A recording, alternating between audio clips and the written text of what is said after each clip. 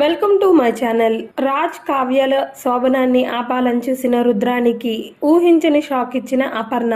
అసలు ఇదంతా ఎలా జరిగిందో తెలుసుకోవాలి అంటే ఈ వీడియోను చివరి వరకు స్కిప్ చేయకుండా చూడండి. రాజ్ ఇంకా కావ్య అయితే ఇంకా డిన్నర్ చేస్తూ మాట్లాడుకుంటూ ఉన్నారు. లేదండి, నాకు చాలా ఆనందంగా ఉంది. మీరు నన్ను ఇక్కడికి తీసుకొచ్చినందుకు. ఇన్నాళ్ళకి నా బాధ అర్థం చేసుకున్నారండి. నా ప్రేమను అర్థం చేసుకున్నారు. నాకు అంతే చాలు. ఇక నుంచి మనం హ్యాపీగా ఉండండి. నాకు మాత్రం ఈ విషయంలో చాలా సంతోషంగా ఉంది. రాజ్ ఇంకా ఆనందపడుతూ, నాకు తెలుసు కళావతి, నువ్వు నన్ను ఇష్టపడుతున్నావని. అందుకనే నేను ఈ సర్ప్రైజ్ ప్లాన్ చేశాను. ఇది ఆరంభం మాత్రమే. ఇంకా ఇలాంటివి చాలా ఉంటాయి. ఇక నుంచి మనిద్దరం సంతోషంగానే ఉందాం, సరేనా? నువ్వేం బాధపడకు అని రాజ్ కూడా చెప్తాడు. ఇంకా కావ్య చాలా ఆనందపడుతూ ఉంటుంది. సరే అని చెప్పి ఇద్దరు డిన్నర్ చేసి ఇంటికి వెళ్తారు. రాజ్ మాత్రం ఇంకా ఫ్లవర్స్, స్వీట్స్ అన్ని ఇంటికి తీసుకొచ్చి సైలెంట్ గా రూమ్ ని డెకరేట్ చేస్తాడు. కావ్యకి ఎలా అయినా సర్ప్రైజ్ ఇవ్వాలి అని తనలో తనే అనుకుంటున్నాడు. ఈ కలర్ అయితే బాగుంటుంది, ఈ ఫ్లవర్స్ అయితే బాగుంటాయి అని చెప్పి తనలో తనే అనుకుని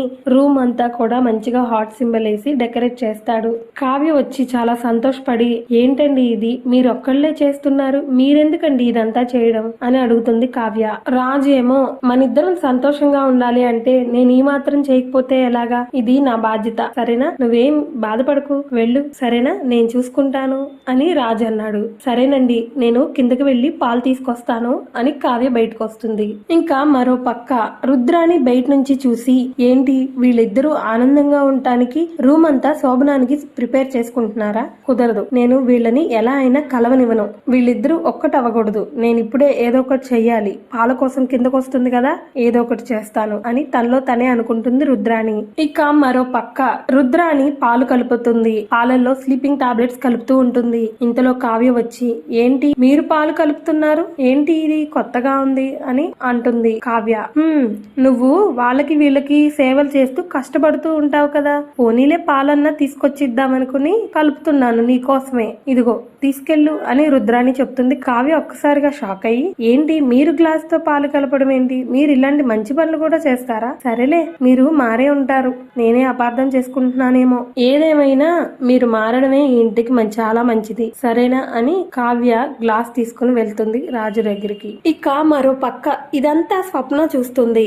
స్వప్న చూసి, ఏంటత్తా నువ్వు ఇంకా ఈ జన్మకి మారవా? నా చెల్లెలు, నా మరిది సంతోషంగా ఉంటే ఇంకా నువ్వు చూడలేవా? ఉండు, నీ సంగతి చెప్తా అని అక్కడ జరిగేదంతా స్వప్న వీడియో తీస్తుంది. వీడియో తీసి అపర్ణ దగ్గరికి వెళ్తుంది. రుద్రాని పాలల్లో స్లీపింగ్ టాబ్లెట్స్ కలపడం కావ్య స్వప్న చూసింది. చూసి వీడియో తీసి అపర్ణకు చూపిస్తుంది. అపర్ణ ఒక్కసారిగా షాక్ అయ్యి, నా కొడుకు కోడలు సంతోషంగా ఉంటే నువ్వు చూడలేవు కదా, నీ సంగతి చెప్తా అని చెప్పి కిచెన్ లోకి వచ్చి గ్లాస్ మారుస్తుంది అపర్ణ. ఈ సంగతి తెలియక రుద్రాని తను కలిపిన స్లీపింగ్ టాబ్లెట్స్ పాలే అనుకుని కావ్యకిస్తుంది. కావ్యకిచ్చి కావ్య ఆ గ్లాస్ పాలు తీసుకుని వెళ్తూ ఉండగా రూమ్ బయట వెయిట్ చేస్తూ ఉంటుంది రుద్రాని. ఇంతలో అపర్ణ ఇంకా స్వప్న వచ్చి, ఏంటి రుద్రాని ఇక్కడేం చేస్తున్నావు అనంటే, ఏమీ లేదు వదిన, నేను నిద్ర పట్టక ఏదో అటు ఇటు తిరుగుతున్నా అంతే వదిన అని అంటుంది రుద్రాని. అపర్ణ మాత్రం, ఏంటి నువ్వు నా కొడుకు కోడల్ని విడదీద్దామని చూస్తున్నావా? మళ్ళీ ఏం ప్లాన్ చేస్తున్నావేంటి? సరేలే కానీ ఇదిగో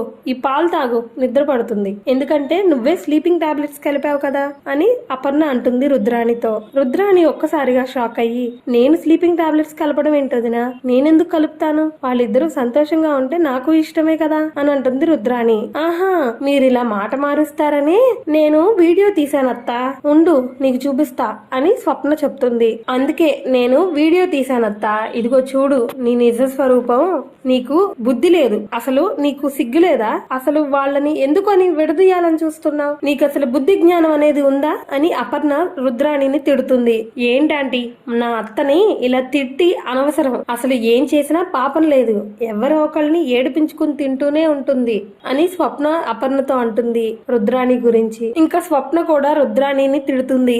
ఏంటి నీకు అసలు బుద్ధి జ్ఞానం లేదు, ఇదిగో ఈ పాలు తాగి ఎల్లి నీ రూమ్ లోకి వెళ్ళి పడుకో, లేదు అంటే నీ కొడుకు కల్పించినట్టు నీకు కూడా మోషన్ టాబ్లెట్స్ కలిపేస్తా, ఏమనుకుంటున్నావో అని స్వప్న రుద్రాణిని తిడుతుంది. రుద్రాణి ఏం మాట్లాడకుండా తన గదిలోకి వెళ్ళిపోతుంది. ఇక మరో పక్క కావ్య సిగ్గుపడుతూ పాలిస్తుంది రాజ్కి.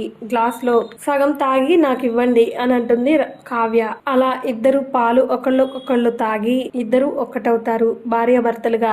రాజ్ ఇంకా కావ్యకి ప్రపోజ్ చేస్తున్నాడు. ఉదయాన్నే కావ్య సిగ్గుపడుతూ కిచెన్ లో మాట్లాడుకుంటూ ఉంటే అపర్ణ ఇంకా స్వప్న ఇద్దరు అడుగుతారు. కావ్య సిగ్గుపడుతూ చెప్తుంది, ఏంటి ఏం అడుగుతున్నారు మీరిద్దరు, నాకేం తెలీదు సరేనా అని సిగ్గుపడుతూ మాట్లాడుతుంది. ఏంటి రాత్రి అంతా నిద్రపోలేదా అని అడుగుతుంది స్వప్న. చి పో అక్క అని అంటుంది కావ్య. సరే కాని ఇంతకీ ఏం జరిగిందా లేదా చెప్పు అని అపర్ణ అంటుంది. ఏంటత్తయ్య మీరు కూడా చిచ్చి నా నోటితో అడిగేలా చేస్తావు కదే అని అపర్ణ కావ్యం తిడుతుంది. అవునత్తయ్య మీరు త్వరలో నానమ్మ అవుతారు సరేనా, ఆయన నన్ను అర్థం చేసుకుంటారని నన్ను అర్థం చేసుకుని దగ్గరకు తీసుకుంటారని నేను అసలు ఊహించలేదు. పోనీలేండి నాకు చాలా ఆనందంగా ఉంది. నేను ఓపిక పట్టినందుకు నాకు ఇన్నాళ్ళకి సంతోషాన్ని ఇచ్చారు ఆయన.